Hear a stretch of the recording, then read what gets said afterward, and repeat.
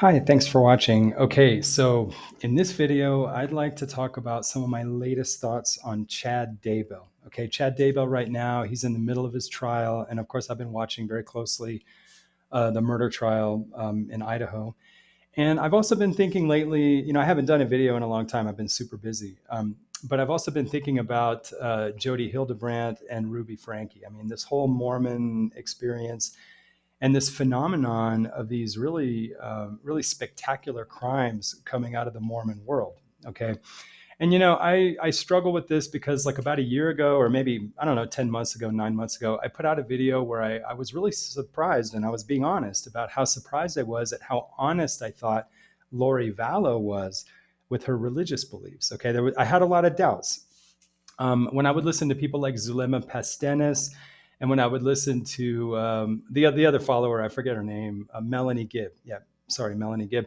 I felt that they were so self-interested that I didn't have enough sympathy to really determine whether I felt they were being really honest in their religious beliefs. I thought it was just too self-serving.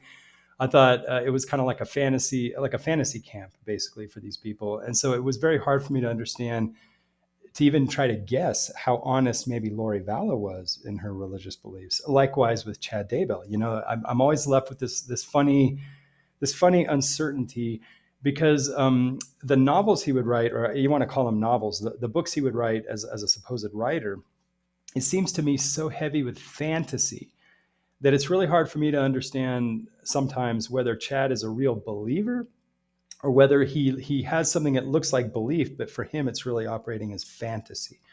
Okay, so these are all really important things, because we're always going to associate religion with being moral and being righteous and being right, and not being a bad person. And yet, sometimes apparently very religious people do some really terrible things. So it's just a huge question. And about a year ago, I was really surprised at how earnest and how honest I thought they all were in their belief system.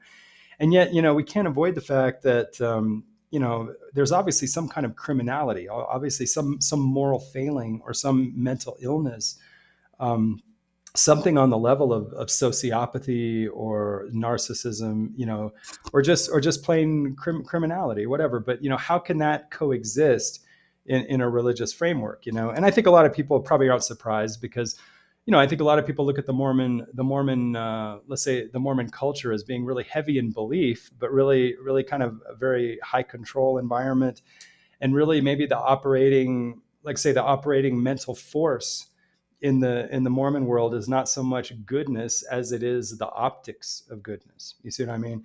And I'm sure for a lot of Mormons, they really do feel essentially good deeply, but we also can't deny that the optics or the performance of goodness is also very important in a high control group. So I think a lot of people are not surprised, actually. I think a lot of people say, well, yeah, I mean, that's the whole point. You get into these heavy control groups, and really it's all about the performance of being good. And so in a way, it's almost kind of ruthless, actually. So the actual spiritual energy is almost kind of like this. We don't care about any individual. We just want performance. And so it's almost like this kind of ruthless energy with the veneer of being really wonderful people.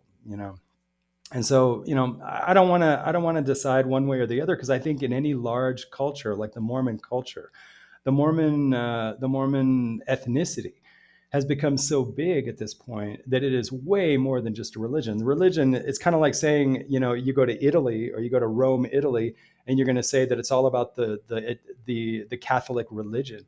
No, Catholicism is just one aspect of the Italian culture, and every day it becomes maybe less and less of a prominent aspect. But likewise, in the Mormon culture, the religion is just one aspect. The Mormonism now, as an ethnicity, has gotten to a point where it's almost like a lifestyle. It's Mormons even look different. They act different. They have a completely different lifestyle, and the religion is just a feature, an element of that. So looking at Chad Daybell, at this point, I kind of want to revisit my opinions from last year with respect to Lori Vallow. Okay, where I was just so surprised at how I thought how honest she seemed in her belief, as crazy as she is. I mean, she's crazy. I think she's delusional. But when I heard her at the sentencing last year, my impression was this is really, I think she's really honest about her belief. And then I listened on the Hidden True Crime channel to to the interview with Braxton Southwick, which is the cousin, or some cousin, second cousin, whatever, relative. And I felt like, he didn't seem to me like he had an agenda to make himself look good, like Melanie Gibb or like Zulema Pastanis. And so I felt like I could kind of trust him. And I really did pick up that there's a lot of honest belief going on. But I guess the point I want to say now is I'm starting to care less and less how honest the beliefs are. And I guess, to me, the really important question when you're looking at someone's morality or you're looking at someone's fitness and health, it's much more than just the good things you believe in. Okay. There's other issues as well, and I think that, we shouldn't put such a high stock in how honest a person's belief is. Okay. That's just one element maybe of a person's overall morality. But I think another really important thing to consider when we evaluate people's health as moral people, as people you can trust, or people that are safe to be around, it's a combination of maybe whatever beliefs you have, whatever values you have, but also this is the part that I think is missing. Okay. And so regardless of the belief, this is the part that I'm concerned about, which is that how do we deal with personal issues? Okay. Personal issues. All right. Things that cause drama in our personal life. All right. Everybody has issues. Everybody has conflicts. Everybody has problems. Okay. Throughout life. All right. And Chad is the first to admit it. We see him admitting, okay, that he has personal problems. He's very open about it. But the question is, how honestly do we deal with our personal problems? Okay. And I think one of the classic basic signs of a person who's not trustworthy, a person who has moral problems, and maybe a person who has a personality disorder, is a failure in fully processing personal issues. Okay. Very common, you see, like, say, just as an example, with, like, say, the incels, a lot of young people, just like the incels, have that problem of being awkward as a teenager, awkward as a young college student. And not everybody gets girlfriends. Not everybody is attractive. Not everybody cuts the profile of the typical attractive man, or the same with women can happen as well. And that can be difficult, right? And yet some people, they deal with it honestly, which means they're never gonna become attractive, but they deal with it honestly, that problem. Other people, they avoid the problem, or they escape the problem by getting into some bizarre, I would call it ideology. Okay. And religion can serve that purpose as well. So just having an honest religion or honest religious belief, if you don't have the other important thing that's important to mental health, which is honestly not just assessing. See, Chad, he could assess his personal issues. He knew that he felt like his family was unattractive. He felt like he lived in that Muggles family from Harry Potter, where you're living with all these unattractive people in this very boring existence. He thought that his family was boring and unattractive, and he had, like Harry Potter, this alternative world, this escapist fantasy of going to be with some goddess and maybe escaping his plight, his reality as a person. That he was just kind of an unattractive, very unglamorous kind of rural kind of guy, that despite his Mormon affiliation, he was just kind of this very boring dude. Okay. And he admitted so much. The problem is that his religion, his honest belief in religion, became an escapism, a way to escape and avoid dealing with his personal situation. So what that means is you can have honest belief, okay, but you're not being honest in how you process your personal plight. Okay, how you process your personal situation in life, right? Same with the incels.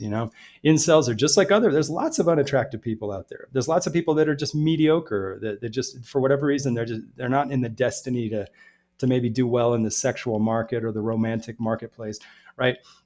Some of them develop these ideologies as a way of escaping that gut punch of just having to deal with uncomfortable reality and deal with it, process it, right? And other people, they just process it. They process it. Other people, it has to be an escapism. There has to be some alternative grandiosity, some big affiliation, getting involved in some fancy ideology, some manifesto, something that makes you avoid the real issue, which is there are some uncomfortable things in life that maybe aren't so wonderful about yourself, And Chad, he identified Chad is not stupid. He actually identified some things about his life. I think he felt very insignificant, boring, unattractive. I think he felt like his wife was, maybe as she got towards menopause, maybe was becoming a very kind of a just a pain in the ass, because she maybe was becoming less attractive, maybe wasn't a place to get sex. And at some point, I think his wife maybe just became someone that mentally he just wanted to kind of get away from him. And so, of course, now he came up with this religious alternative, this like religious escapism, as opposed to just saying, hey, maybe I'm unattractive, maybe my wife is not so attractive in my eyes, but hey, we're a family, we're just going to deal with it, just like everybody deals with things. And he could have just honestly processed maybe some of the less glamorous parts of himself. Okay. But instead, he used religion, and he came up with this religious insight that he was meant to have two stages in his life. Right. So Chad, he gets this idea that, hey, I think I was meant to have two chapters in my life. Okay. And he started to sense, get this intuition that maybe my wife is going to pass away. And he was talking about that for years. Okay. And I'm not going to comment on whether that was a genuine religious belief. Maybe it was. Okay. But even if, let's say, if Chad had been honest and he had gone, let's say, to his bishop or something, and he said, hey, look, I'm having these ideas, and the bishop, if he was responsible, would have said, well, hey, who am I to say? Maybe that's religious truth, right? But my question as a bishop to you, Chad, okay, because I'm concerned about you as a person, is personally, could it have an alternative significance? Okay. Could that also mean that maybe you're struggling with maybe becoming middle-aged, maybe feeling unattractive, insignificant as a person? And maybe this is an expression, okay, that if you were to be more honest, is maybe a way of saying that maybe there's something you need to deal with that is very painful for you, which is maybe just that feeling of that midlife crisis of feeling like, hey, this is my life. My wife is not attractive. I'm not attractive. My family is just dead weight.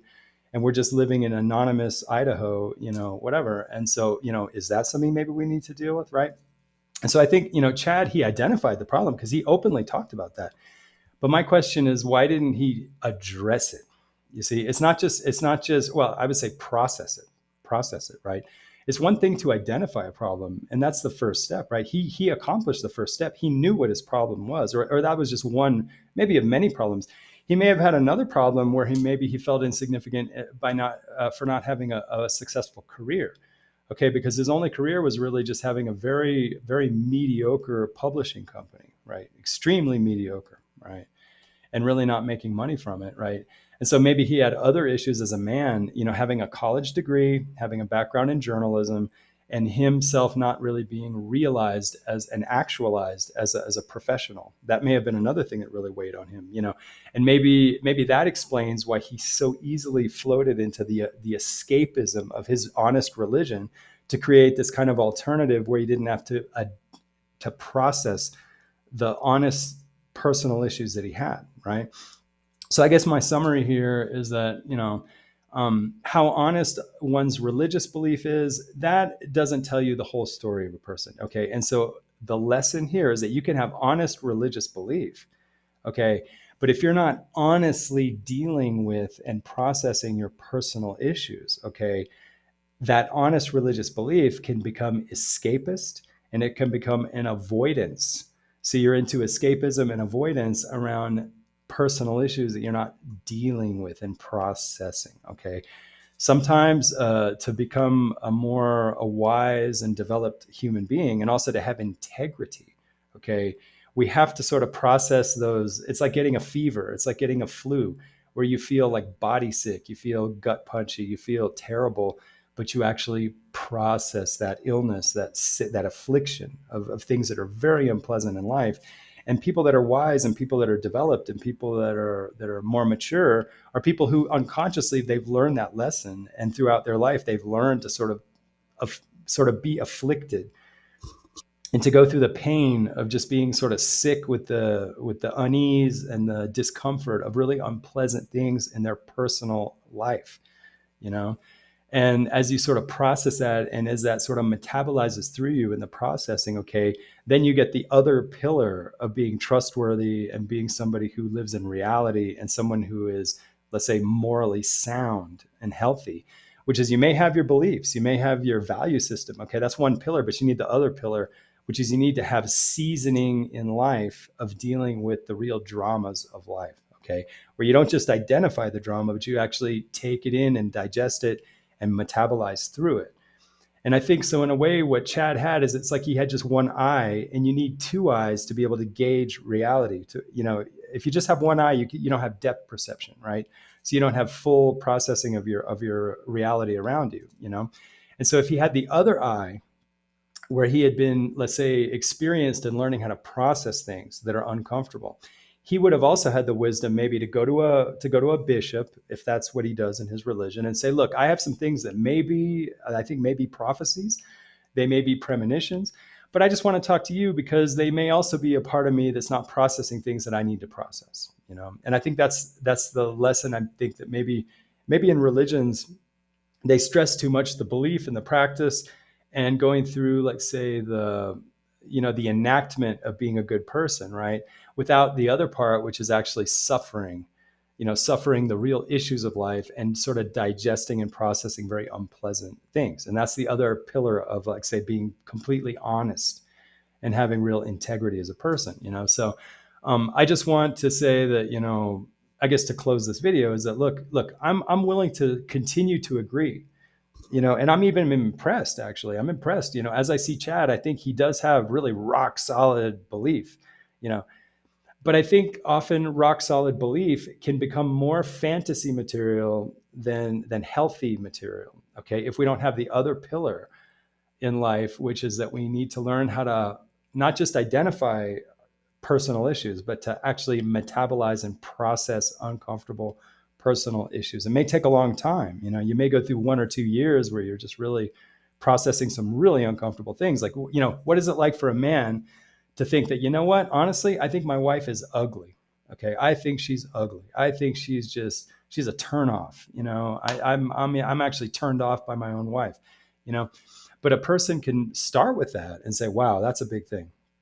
And just maybe go talk to a bishop, maybe talk to some friends, maybe have some personal meditation, maybe just think of the good qualities of their wife. Also acknowledge the reality that they're getting older, and just learn to maybe just sort of stew in it, accept it, and just kind of let it pass like a fever. It's like catching COVID or catching the flu.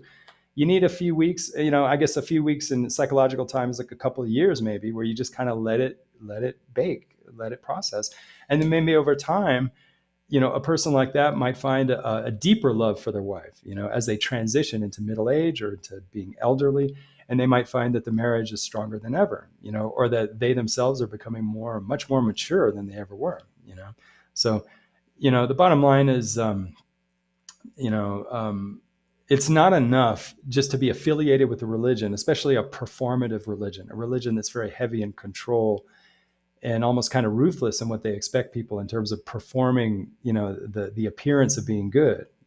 That's fine. I mean, you can have that, and you can have all the values that go with that, right? But the other part, if it's missing, okay, that part of actually learning how to really process uncomfortable things in life, really uncomfortable, unflattering things, right? If you don't have that other pillar solid, then that one pillar of the belief can become a refuge of escapism and avoidance. All right. Avoidance of exactly the other pillar, which is what makes people more completely developed and more completely morally sound and healthy, So I guess I guess if I were going to diagnose Chad, I don't need to use the word psychopath. I don't need to use the word narcissist. I would say immature. He's immature, and he's clearly immature. I mean, he's a person who, got a degree in journalism to become a guy who digs graves. I mean, that's clearly a sign. He's very socially, he's very stunted, and he just looks like I would say like an oaf. Back in the old days, the word oaf, OAF, just some country, kind of rural, sort of stubborn farmer type, whatever. Sorry. I mean, he's just kind of an oaf, and so, the bottom line is that he has a lot to feel bad about, right? But there are a lot of other people that are just like him that do just fine. It's a question of which path do you choose? And I guess if I had to diagnose Chad, I would say he starts with immaturity, emotional immaturity, okay? And I would say he's imbalanced, where he's very, very high in the religious belief part, but he doesn't have the compensation of a person who also knows how to process gut punching reality and just process it without falling into escapism or avoidance. Okay, so that would be my fundamental diagnosis of Chad. And you don't need to say he's a psychopath. You can just say he's deficient in those areas, right? And so whether he's technically diagnosable as a psychopath is kind of irrelevant, because even if you're not a psychopath, if you have such immaturity and you have such a deficiency in your ability to face and process difficult things, all right, without going into avoidance, without going into escapism, then you're not going to have the wisdom to tell the difference when someday you feel like you're getting a revelation, right? You're not going to have the wisdom to tell the difference. Okay. So when he thinks he's getting a revelation, he doesn't have that other voice to check and that other eyeball to get the full, the full parallax, of having two eyes where you get the full depth perception, so that when things appear like prophecy, he doesn't have that extra insight, that extra periscope, that extra angle of vision to be able to try to tell the difference between when he's going to escapism, avoidance, or actually if it's an honest, like say a religious revelation. So in other words, he didn't let himself develop the extra capacity to be able to sort of discern. And in religion they talk about a lot about discernment. Okay, but one of the pillars of discernment is you can't have the contamination in yourself of being an avoidant or an escapist person, right? If that's in you, then you don't have discernment, right?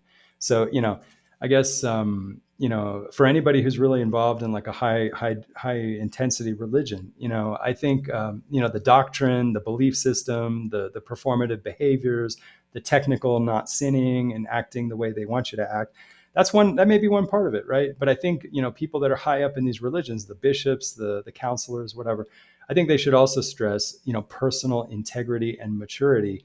And it should be a very fundamental value, even in religious communities, that people who are able to process honest processing of unpleasant things, okay, that should be held in high esteem. And also people that avoid and escape uncomfortable things in life, that should probably be looked on as a major red flag, especially in a high intensity religious environment. So I guess my final point is that, look, I haven't changed my mind. I think Lori Vallow is a big believer. Okay. Chad, a big believer. I think they're big believers, but I think both of them, Lori, you can see it because she had a history. When you look at, let's say, interviews of people that knew Lori very well, they commented that her big defect in life, she was very impatient. She had no patience whatsoever. Okay. So she was just prone, just in terms of her temperament, to get into avoidance and into escapism, right? Because she just couldn't take She just couldn't take discomfort. She had no practice with being uncomfortable and processing discomfort. Same with Chad. For whatever reason, he, for certain things that really bothered him as a person, he just couldn't take the fever, get the COVID, get the flu, and just get sick with it and just process it. He just didn't have that adaptation. And that's a big pillar of morality and development and maturity that was just missing. So I guess the lesson learned is that, immaturity is dangerous, right? Immaturity is one of the big pillars, and being able to process uncomfortable things. That's one of the big pillars of being morally sound and being trustworthy. It's not just being smart. It's not just having good values. It's not just having good beliefs. You got to have the other thing. You got to have the actual musculature and the skeleton and the personal development to actually take on the discomforts of life, and not to have any tendency, or to minimize your tendency to be avoidant or escapist. So I guess, without having to diagnose Chad, I would just say, I see escapism, I see avoidance, I see a very non-existent pillar, that other pillar of morality, which is being able to sort of process very uncomfortable things. So, I just want this to be sort of like a PS, like a part 2 to the video I did last year on Braxton Southwick, to say that, yeah, I agree. There's a lot of honest belief here, but there's another pillar of morality and fitness that's missing, despite the honest belief. So anyway, appreciate your patience. I'm sorry I can't put a lot of videos because I've been so busy. I'm just terribly busy. But there will come. I'll get over this period, and maybe I want to focus more on sort of like the Jodi, Hildebrant, the Ruby, Franke, because I think we need to learn from this Mormon situation. We need to learn from it. And we need to be honest about it. My intent is not to put down a religion, but I think every culture has weaknesses and strengths. And I think the Mormon weakness, one of the weaknesses of the Mormon community, is just this heavy focus on the superficialities of performing goodness. So anyway, appreciate that, and thanks for watching.